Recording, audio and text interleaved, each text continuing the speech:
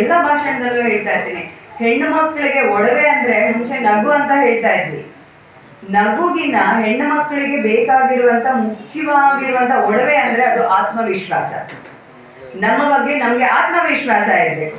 ನಾನು ಇದನ್ನ ಮಾಡಬಲ್ಲೆ, ನನ್ನ ಮನೆಯನ್ನ ತೂಗಿಸ್ಬಲ್ಲೆ, ನನ್ನ ಗಂಡ ತಪ್ಪು ದಾರಿಗೆ ಹೋಗ್ತಾ ಇದ್ರೆ ಅವನನ್ನ ಸರಿ ಮಾಡ್ಕೊಳ್ಬಲ್ಲೆ, ನನ್ನ ಅಪ್ಪ ತಪ್ಪು ಮಾಡ್ತಾ ಇದ್ರೆ ಅಪ್ಪ ಇದು ಸರಿ ಇಲ್ಲ ಹೀಗೆ ಮಾಡೋಣ ಅಂತ ನಾನು ಹೇಳಬಲ್ಲೆ. ಅಥವಾ ನಮ್ಮ ಮನೆಗಳಲ್ಲಿ ಅಣ್ಣ ಒಂದ್ ಕಡೆ ತಮ್ಮ ಒಂದ್ ಕಡೆ ಎಲ್ಲ ಹೋಗ್ತಾ ಇದ್ರು ಅಂದ್ರೆ ಅವ್ರೆಲ್ಲರನ್ನು ಒಟ್ಟಿಗೆ ಸೇರಿಸಿ ಅವ್ರನ್ನ ಒಟ್ಟಿಗೆ ಒಗ್ಗಟ್ಟಾಗಿ ಮಾಡೋ ಹಾಗೆ ಮಾಡಬಲ್ಲೆ ಅನ್ನೋಂಥ ಆತ್ಮವಿಶ್ವಾಸ ನಮ್ಗಿದ್ರೆ ಅದೇ ಸಂಸ್ಕಾರ.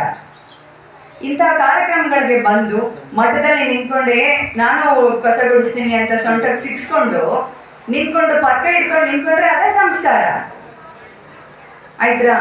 ಅದು ಯಾವುದೇ ಕೆಲಸ ಆಗಿರ್ಬೋದು.